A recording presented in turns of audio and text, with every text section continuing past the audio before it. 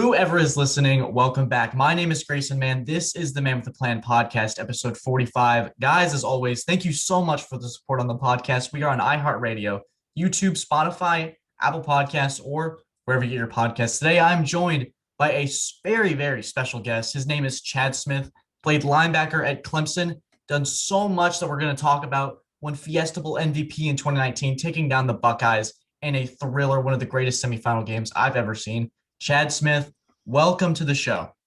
I appreciate you having me on, Grayson. So I just want to immediately start off. I want to talk about your recruiting process because you were a part of the class of 2015. It was I guess, different time for Clemson football. It's not considered in 2015 that Clemson would be competing for a national championship year in and year out. What drew you to Clemson? Was it what everybody's saying now? Was it a culture? Was it the family atmosphere? Just take me through that recruiting process.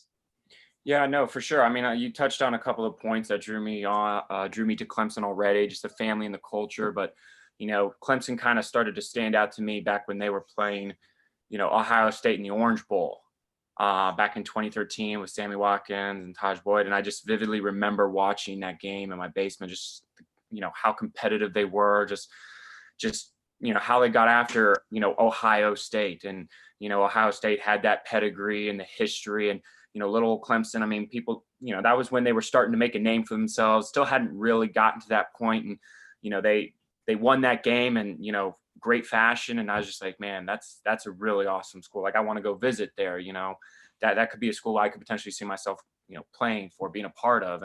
And so, during my recruitment, I visited a couple colleges, went to a couple camps and, went down there for, an unofficial visit, checked out the campus, just immediately fell in love with it. I mean, it was just, just kind of where it's located. It's kind of out of the city. I'm not a city guy. Just the hills, everything that people talk about Clemson just resonated with me there.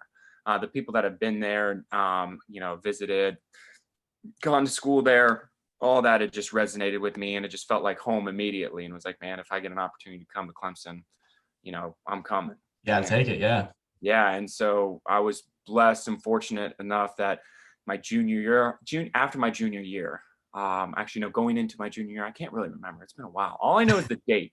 I know the date. It was April 11th that I committed to Clemson. Coach Venables extended the offer and, I accepted and I was just, I already knew essentially where I was going to go. I had a couple offers at the time, but, it was really that offer from Clemson that just, stood out 100%. And I wanted to go there immediately. So let's talk about Coach Venables because obviously you play linebacker. You're on the defensive side. You're going to see him a lot. I really want to, for our audience who don't know Coach Venables, he is full of energy. He is a guy that just gets after it 110%. How would you describe what playing for Coach Venables was like? And how did his on-the-field energy match how he prepared and made offenses just anybody he played against, it was a nightmare for them? Can you just describe that for us? Oh, yeah, absolutely. I mean, what you see on TV for sure. He's an intense guy. I mean, if he could be out there on with us, with pads suited up, he would 100%. I mean, they got the get back coach already because he's just he just cares so much. The passion just oozes out of him, especially when you talk to him about football and even life. Like one of the things that drew me to Coach V and the type of individual he is he cares about his players, not just, athletically, as a football player, but also off the field. We still stay in touch periodically from time to time, and it's pretty cool. He still cares about his players, even after they've gone and left. I'm almost 2 years removed, and he still keeps in touch with me from time to time. It just goes to show the type of individual he is, outside of football. And he values, that relationship off the field with his players. And, he brings the energy every single day too, to the relationship as well, even off field. I mean, he's a very energetic guy. I mean, you can feel it when he steps in the room. Just the intensity, the energy he brings, it's awesome. There's nothing like it. And he's very meticulous about how he prepares for opponents. Every opponent he takes seriously. It doesn't matter if it's Citadel or if it's Ohio State. I mean, his method and how he approaches it does not change, which is great to see as a young individual, just how he approaches his job. It rubs off on you as a player because, it's regardless if it's the Citadel, or Wake Forest or North Carolina or Ohio State or Alabama, they're all the same. They're all treated the same in how you prepare, and how you approach the game, which, he communicates that to us. He stresses that to us in meetings, in practice, and it's all about the details with him. He's very detail oriented, which makes him one of the best, if the best defensive coordinator in the country for sure. And so it was just a privilege to play for him, an opportunity to learn from him, not just about the game of football, but about life. I'm super thankful for those 5 years of being under him, him coaching me and pouring, into my life. He's a tough coach to play for us too. I mean, he's tough. He'll rip you a new one in a heartbeat, but that's just because he cares about you and he expects you to play to a certain standard, for sure. But he also expects you to have a higher standard as well. Yeah. I mean, he has a standard for his players, but he expects you to have your own standard that's beyond that as well. Best is the standard at Clemson. Exactly. Best is the standard for sure. And so he makes sure that he holds us to that, as well as, he pushes us to hold ourselves to that as well, most importantly. It's just a great privilege to be a part of, his players that he's coached. I want to ask you about the atmosphere. We're going to just jump all over the place, talk about Clemson football. The atmosphere at Clemson, especially I've been a student for a year. I've been a part of it. It's been different with this COVID year because there's not many people there, but a packed Death Valley. Can you just take me through that? And I also want to hear what are your best experiences playing for a hostile crowd? Which one was most memorable to you? Oh man, there's nothing like Death Valley. Mm-hmm. Packed Death Valley is by far the best stadium across the country, and I'll debate anybody on that for sure. Best entrance in college football too. You can't even name something else. Oh yeah, close to it by far. And I would say just one game. There's a couple games that have stood out to me in the past I've been a part of. Louisville, Deshaun Watson versus Lamar Jackson. Oh. They were ranked like third, and we were ranked like fifth, and that game was insane how loud it was. Notre Dame and the rain, The monsoon, that yes. was intense. I was a red shirt for that game, but it was just crazy just how that game played out. That game was crazy. Shoot, the Auburn game. I was there for that one. That was intense. That was loud as crap. I mean, as you can tell, all these games were night games. Yeah. All three of them were night games. So those three games, stand out to me, from the time that I've played. Most hostile crowd. I love playing at South Carolina. Oh yeah. I love playing there. It's just, I wouldn't say they're the loudest stadium, but just the hostility there, it's just so awesome. Because going into that game, knowing that you're going to kick their ass, it's just so great. I've never lost to those birds. So I'm 5-0. It's just great. We're on a run. I don't know, we're like 6-0, 7-0 against them from the last 7 years. I mean, we're just going to keep piling it on too. And I'm super stoked for this year as well. I mean, nothing like doing the Champions Walk or the Walk of Champions right in front of their student section, and them all giving us the birds. And it's just like, gosh, you guys are going to be empty by the beginning of the third quarter. It's great. So that's a hostile environment that I've loved. And one of the most loudest hostile environments, I'll say, is Virginia Tech. That game, that night game that we played there was game day. That was really loud, and it was really cool. The Sandman was, coming out. That was awesome. Those two environments were pretty nice. So when you're in Death Valley and comes time for the fourth quarter, you see the video on the screen. This is why we work. You got the strength coach when the stands are empty, that's when the work takes place. Can you tell us what those summer workouts are like? What kind of work is being put in there? How grueling is it? Like, tell us just what it takes to be a champion, basically. Man, those summer workouts suck. They do. And one of the things that, those strength coaches, Joey Batson, try and preach to the players, just embrace it. Embrace the suck. I mean, know that each day it's going to be a challenge. It's not meant for everybody. Okay. There is no shine without the grind. Plain and simple. You got to put in the work. Okay. Each and every day. 7 a.m. workouts to about 9 a.m. So you're waking up at 6:15, you're getting ready, you're eating something light. I would be cautious about eating a full breakfast because you may be seeing that a little bit later. So, that's kind of how it is.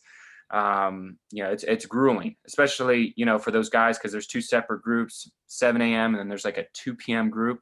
If you're in that 2 p.m. group, it is going to be really hot and humid and steamy when you're running. You're doing hill sprints, you're outside doing half gassers, sled pushes, you name it. How do they divide those? So morning group is more skilled based group. Okay. You got your linebackers, you got your running backs, receivers, quarterbacks. And then 2 p.m. is, the bigs, the offense, defense line, and anybody that have class conflicts. Okay. 8 a.m. Sometimes people have 8 a.m. So if you have 8 a.m.s, you can't come to the 7 a.m.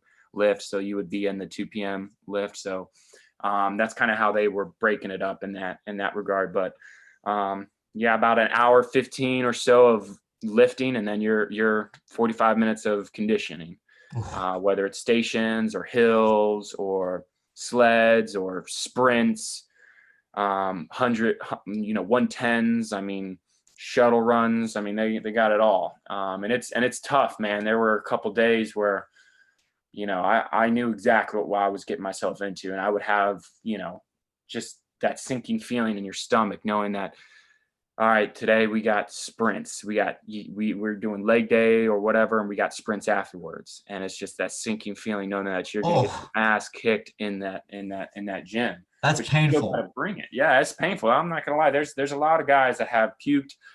Tons of guys that have just puked on the side. I know one of the strategies that I've had is, before I go do sprints, when I'm feeling, that sinking feeling after I've doing a lift, and like I can feel like, all right, I've busted ass in this lift. I know if I go out there and start sprinting, I'm going to puke. So I'll just pull the trigger right before I go out there on the field, go to the bathroom, pull the trigger, boom, feel much better, and crush sprints. Hey, at least you got it patted down.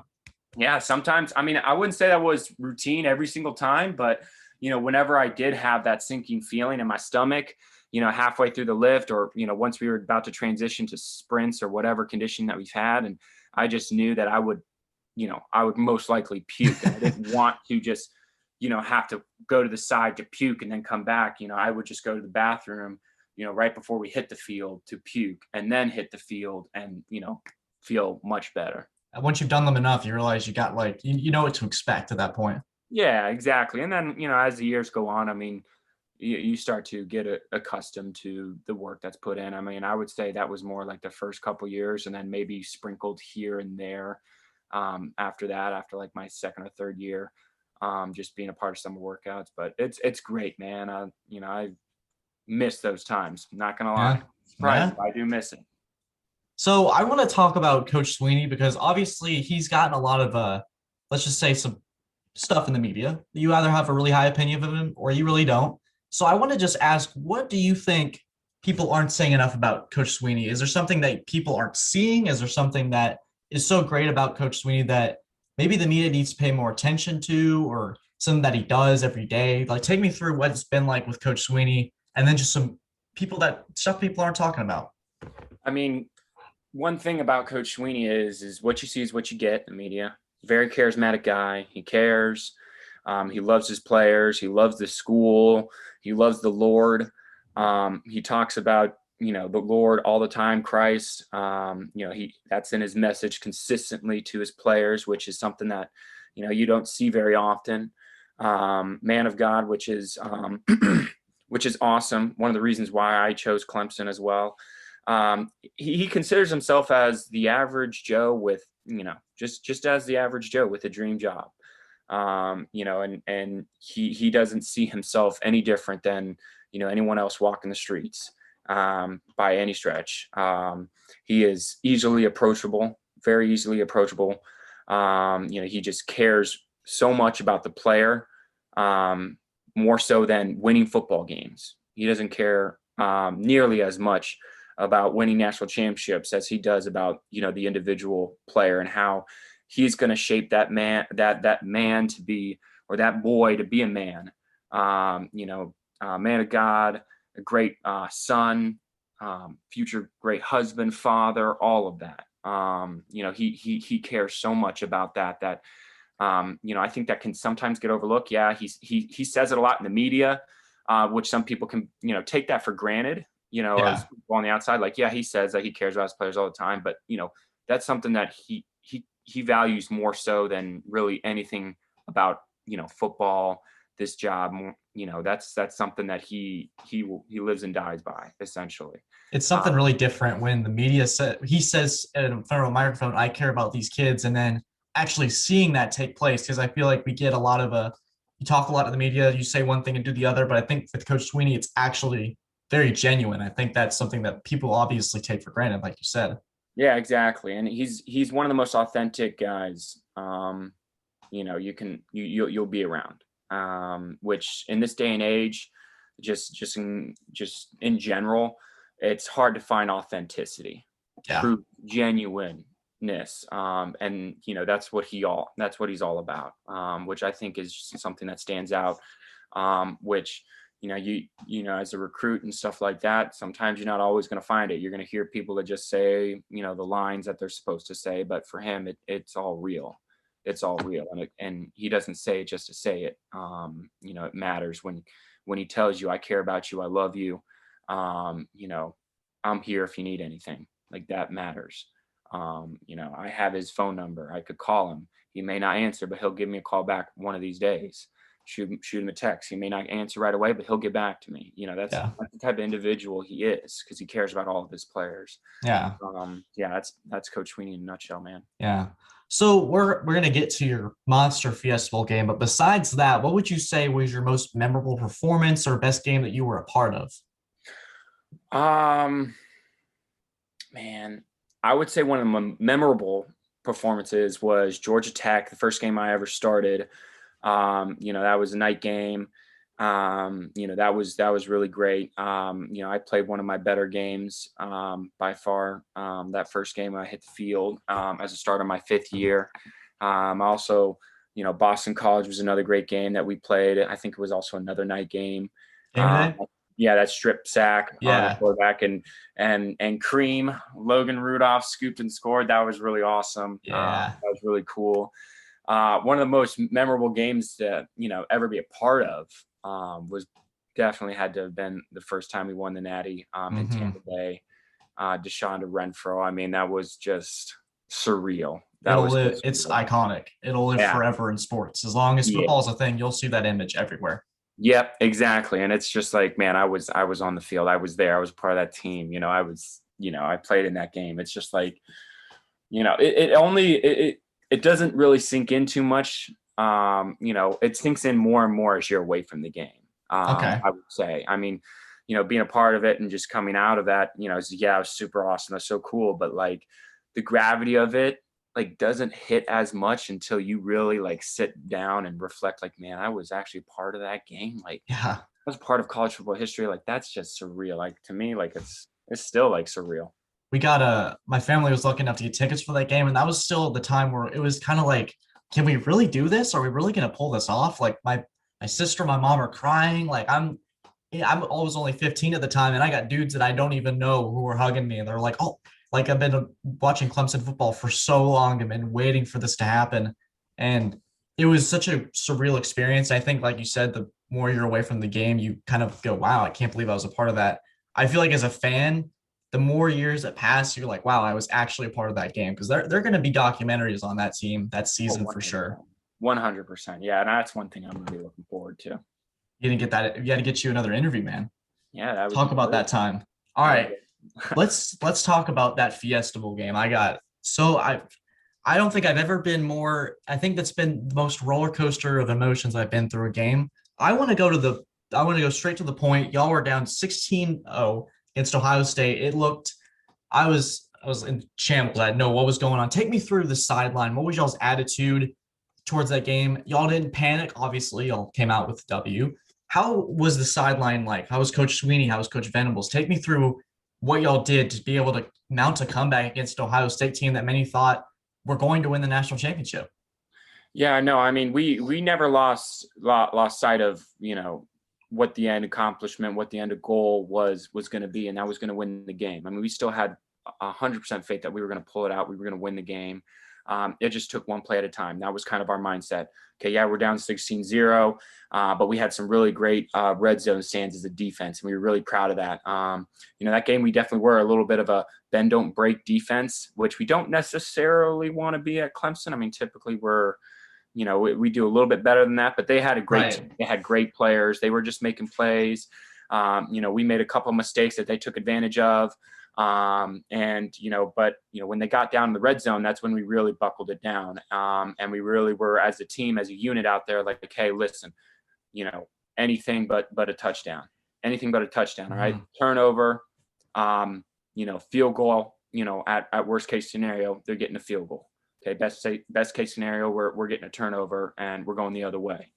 That's kind of was our mindset every time we got down there. And, we buckled down. We made some great plays down there as a defense that forced them to get 3 points instead of 6, which is such a huge, huge win for the defense, especially against a team like Ohio State. And so that when we're coming off the field after they kicking 3, we're feeling good about ourselves. And Ohio State's like frustrated. Yes, obviously, with the type of people that they have and coaching staff. I mean, they obviously expect themselves to get 6, but we expect ourselves as a defense to not let that happen. And we made more plays than they did when the time came down to it in the red zone and forced them to get 3. And going into halftime, we were still confident. We knew our offense was going to turn it around, and they did. We were relying on each other, offense, special teams. We were going to pull it together and we were going to pull this thing out. And that was the mindset heading into halftime and coming back out on that field. And, the end result was the end result. I want to go through your personal performance as the game. For a lot of people, it's you got to get that first hit and then you're like, all right, it's go time. For you, having such an amazing game, you had 12 tackles, you had such an impact on the game. Tell me, what was your thought process going through the game? Did you think I'm going to be the Fiesta Bowl MVP? Was it something that kind of just came as a shock to you? Were you just so in the zone with the game that it just was like, oh, this just happened. Oh my gosh. So take me through your personal performance. No, exactly what you just said right there. I mean, it really was like I was in the zone. I wasn't really thinking about, oh man, I already have 6 tackles already, and it's only the second quarter. I wasn't keeping track of any of that. I was so caught up in the moment, just taking it one play at a time, one rep at a time. That's all I was doing. So I wasn't really thinking too much beyond that. I wasn't thinking about, anything about Fiesta Bowl MVPs or anything of that nature, or that was farthest thing from my mind. So it was when they came up to me, it was like, hey, get up out there on the stand. You're a Fiesta Bowl MVP. And I'm like, what? That was just surreal. It was another surreal moment that just, it's still one of those things that, the farther away that I get from the game, the more it sinks in. And, that's kind of just how I was throughout the game, was one play at a time, one rep at a time. And then by the end of the day, we come out with a W and they're telling me to get up on stage as the MVP. And I'm like, wow, what? That's got to be serious. Someone be like, hey, get up there. You're going to, that's crazy. I want to go through that final drive and that Nolan Turner interception that's going to like Justin Fields, had his head on his helmet. Take me through that final drive. Did you expect, obviously you guys were expecting a stop because wouldn't have any other way. Take me through what happened, that Nolan Turner interception. I actually rewatched the game last night just to get a feel for that. I always tune into those Clemson classics every now and then, just kind of watch and relive it. And then I see your screaming into the camera. I love that, by the way. Take me through that drive. Man, I remember just on the sideline getting ready to go in for that final drive. I was like, this is it right here. This is it. This is for the national championship, to get an opportunity to play for it. And I'm not gonna lie, I was that game. I had never felt after that game like my body hurting so much. My legs were drained. My shoulders were killing me. It's a physical game. It was just you were just spent after the game. And it's just one more time heading out there. I mean, all of us were, we did everything we could to pull that W out. Offense, defense, special teams. I mean, we were spent after that game, and we're like, we got this one last drive. We have to pull through. Right. This is it. And, they made a couple plays to get down the field. Obviously we started to bend a little bit more than we wanted to, and they were moving the ball, and we were just trying to, keep them from scoring. That's it. Whatever it takes. I mean, they can move the ball a little bit, but as long as they don't score that touchdown, we are good. You're good. We will hold on. Soak up the time, be slow, but they're obviously, picking up the pace, hurry up offense. We're trying to get the play call in, line up. Everything is on 10. Everybody's just, trying to, be where they're supposed to be. Remember their assignments, technique, and crunch time. It's so tough, especially after a game that it's been such a hard fought game to that point. Obviously we get down to that play where Nolan made. I mean,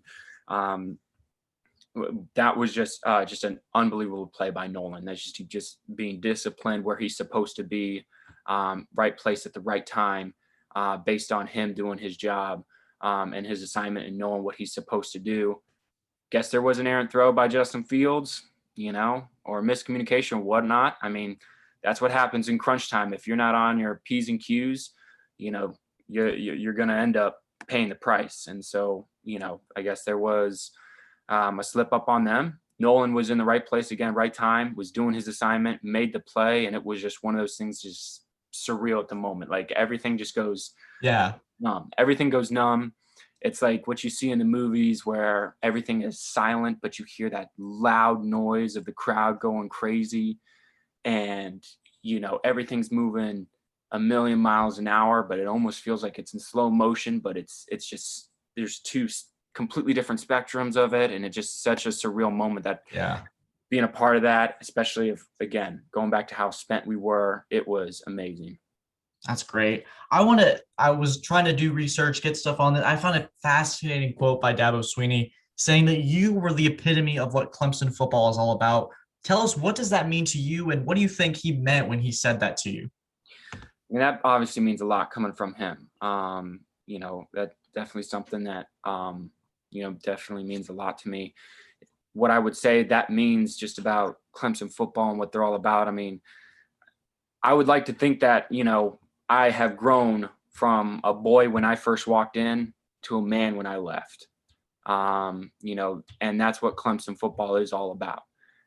Cultivating kids to be grown men when they leave Clemson, when they step foot, whether it's, professionally at the next level playing football or, whatever phase of life that they're entering in as a professional, that you're ready, that you're prepared for it, and that you've put in the work, to be great at whatever you put your mind to. And I wasn't, one of those crazy freshman All-Americans when I first got there. I had to, buy my time, put in the work, be patient, which was tough for me, to be honest with you. Not being able to get as much playing time early on as I'd obviously like, but just embracing and being great where my feet are, with what I was given, which was, there was opportunities to play on special teams that I took pride in, defensive packages that I got in, short yardage, some reps here and there on defense. I just taking pride in being great where your feet are, which is something that Coach Sweeney always preaches. Probably still to this day, I guarantee it. Bloom where you're planted. I guarantee you he's telling his team that, as they're going through fall camp. And that's kind of what I took up. I was trying to bloom where I was planted, be patient, buy my time, continue to put in the work till I get the opportunity and then take full advantage of it, which. And that you did. You did. That's awesome, man. So anything else that that really molds into our next question? What would you say to recruits who are deciding whether to choose Clemson as their home or another school? Is there anything that you would any knowledge you would put onto them? Well, what I would say is going through the recruiting process, especially just as a whole, really, take your time, make sure that you're picking the best place for you. That's going to help you achieve whatever goals that you have set for yourself professionally, if that's to make it to the NFL or, also to make it to the NFL, but also be set up for life afterwards in terms of, opportunities to take whatever career that you want to pursue once football's all said and done. What I would say is that Clemson 100% gives you that opportunity to do both. Obviously to play at the next level. We have a bunch of guys that are balling out at the next level, and are, one of the best, if not the best at their positions. We definitely, that translates 100%. What we do here at Clemson, what we've done, helps those guys prepare and be ready to take on that next level of football professionally, as well as prepare you for life after football. A lot of the values and the characteristics and the virtues that Clemson tries to pour into their players stays with them once football's all said and done. And I can't say that enough, that there's so many things that Coach Sweeney has communicated to the team, to the players over the past 5 years that I was a part of Clemson, that, it goes in one ear and out the other when you first get there. And it keeps doing that over and over and over again. And you're just slowly wiring your brain to think that way. Yet you don't really know that. Especially as a player there, you're like, oh, he's one of his sayings again, you're playing it, be great where your feet are. Okay. Yeah. I've heard that 7,000 times. And then all of a sudden you leave and you enter, professional football, or you do whatever job that you're entering in. And, sometimes you're hit with adversity and, your challenges. And then you just remember, bloom where you're planted, be great where your feet are, take it one day at a time. Okay. That type of stuff just have been wired in your brain for the past 5 years. And you're ready for it, and subconsciously you embrace it, and you overcome that challenge, and you be great exactly where your feet are. And so that's what I would say to recruits, is that you're going to get an opportunity at Clemson, one, to be a part of something super special, to win a lot of football games, to win championships. That's a guarantee. You will win a championship. Yes, sir. If you leave Clemson. It's not like other schools. That's 100%. They cannot give that guarantee. We can definitely get that guarantee, that during your time at Clemson, you will be a part of at least one championship. That's for sure. And, as well as, you're going to be poured into by some of the best men and women, coaches, that you will find in this nation, not only as an athlete, as a football player, but also as a man. So if you're trying to, accomplish being, a holistic individual, couple that with being a great hell of a football player and having that opportunity to blossom into that, Clemson's where it's at. And it's second to none, in my opinion. Hey, I mean, if there's recruits listening right now, I think you've convinced them. So we're going to do, before we wrap up, we're going to do some rapid fire questions, just a couple fun ones before we wrap up. Who was your favorite player at Clemson that you played alongside? Maybe it was somebody in practice. Maybe it was somebody that you played against or with on the field. Tell me, who was that favorite player? That's tough. I played with a lot of great players. We could do more than one. That's true. But one of my favorites is by far my roommate, one of my best friends, Jamie Skalski. Dog. Yeah, Scout Dog. He's a dog. He brings the energy, man. He fires me up. We're really close friends. We hang out, off the field all the time. And so it's just whenever we step on the field and we just get after it, it's awesome. He loves the game of football. His passion, his energy is just contagious. So he's definitely one of my favorites to, play, or that I've played with. And then, I would have picked somebody on the offensive side. One of my favorite players that I have played with and against on the offensive side in practice, Jay Guillermo. Okay. Jay Guillermo. Yeah, he starting center for that national championship team. He was just a character. He was one of the funniest guys I have ever met in my entire life. He kept it light all the time in practice. He got after people, but he kept it light, which was great. Especially in during fall camp and stuff like that, in the locker room, joking around, keeping things light sometimes in the most stressful of days. I would say he was one of my favorite players to, play with and against in practice, for sure. That's awesome. What was your personal favorite play that you made? Something on the field? Was it something at practice that you were just like, wow, did I just do that? Just a realization like that. That's interesting. Let me see here. I would say two favorite plays. One, the strip sack against Boston College. That was really cool to be a part of. And then I'd have to kind of paint a picture. It was against Ohio State in the Fiesta Bowl. They were driving on us. I think it was third was the possession they had before their final drive. Okay. They were up, and it was before Trevor Lawrence dumped it off to Travis Etienne for that touchdown to go up 23-16 or whatever. So it was that drive, and they were driving on us, and they were kind of soaking up the clock, and it was 3rd and 4. And they were in our territory. They were on like the 45, 44-yard line or whatever. And they ran a little screen pass to the receiver, and one of their offensive linemen were coming out. I ducked him and tackled him for like a 2-yard loss. And they had to punt the ball, and that's when we did our game-winning drive. Huge stuff. Yeah, so it was a stop that, looking back and watching film, I was like, damn, like if he had got that first down, that could have been the game, because I think there was like 3 minutes or 4 minutes left in the game, and they were doing their 4-minute drill as Ohio State offense, which is run the clock, soak it up, get in field goal position, just drain the clock. Don't let Clemson have the possession, last possession. And if they do, they have almost no time to, operate with. That's kind of what their mode of operation was. So that 3rd down stop was huge. In hindsight, being able to make that play, I was just like, it's a significant play that not many people see. That if they go back and watch and just kind of, soak in the game and how it was operating, I mean, it was a big play. And, a lot of my teammates were like, damn, Chad, like if you didn't make that play, like, I don't know if we would be going to the national championship. And, hearing that from some of my teammates and stuff like that, my coaches, it's just like, dang, like that's pretty cool. That's awesome. It's just like a small play right there it wasn't like a crazy hit or like a one-handed interception. It was just like, just a small play that just had a lot of weight to it in the whole spectrum of the game. That's great.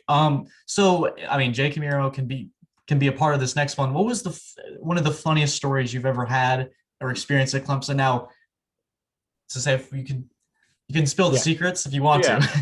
Well, I would say Logan Rudolph is a character. If anybody follows Logan Rudolph or anything like that on Instagram or anything like that, he posts a lot of funny videos sometimes.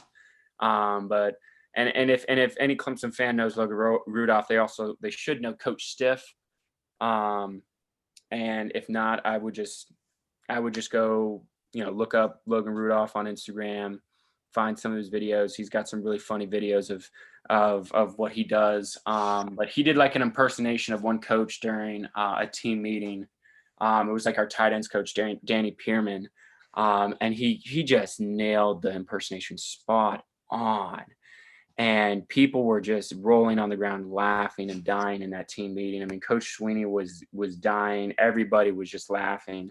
Logan Rudolph is like one of the most quiet yet funny, most funniest guys I've ever been around, and he's a great guy as well. So that was one time that during fall camp we were having like a break from practice or whatever, and we had an opportunity to just get together with the team and just hang out and do something fun, and we did some impersonations, and he hit it spot on. Coach Stiff came to play and impersonated one of our tight ends coach, and it was just hilarious. So out of all the places that you've traveled to and games that you've been to, what would you say is the best location in your entire career as a Clemson Tiger? That we've traveled to. That would be probably, I really enjoyed the Cotton Bowl when we played Notre Dame. That was super awesome. Playing in Jerry World. Yep. Jerry World. Yeah, in the Cowboys Stadium. And I'm a Cowboys fan, so coming up. So I know that may bug some listeners, but it is what it is. They suck, but it's okay. But hopefully this is our year, as every Cowboys fan would say. But that was really cool to be a part of, just being a fan of that team and playing in their stadium and then playing in the game and looking up at that big Jumbotron. I mean, that was just super surreal and awesome. So yeah, that was one of the great, places that we've been to, as well as Miami, playing against the Orange Bowl my very first year at Hard Rock Stadium. I mean, that was really cool place to travel to. And then you have San Francisco and then Tampa, the two places we won the national championships. I'm probably up there. So that rounds out top 4, top 5 places for sure. All right. So final question before I wrap things up. Are the Tigers going to win a national championship in 2021? Give us your prediction and expectations. Yeah, I mean, obviously they're going to go all the way. Oh I yeah. have full expectations that they're going to have an opportunity to get it done. They got the pieces, they got the leadership. I know they got the coaches, playmakers there to make it happen. It's just about taking it one day at a time. They know the mentality, they know it all. I mean, I have full expectations that they'll be in the college football playoffs, and they'll be vying for another national championship without a doubt. And I think they got a great quarterback. DJ's going to do great things this year. I have full confidence in him. Our defense, led by my roommate, Team Jaskowski. I mean, we're gonna be lights out. I feel like on defense. Nolan's got the back seven locked down. Jamie's got the front seven locked down.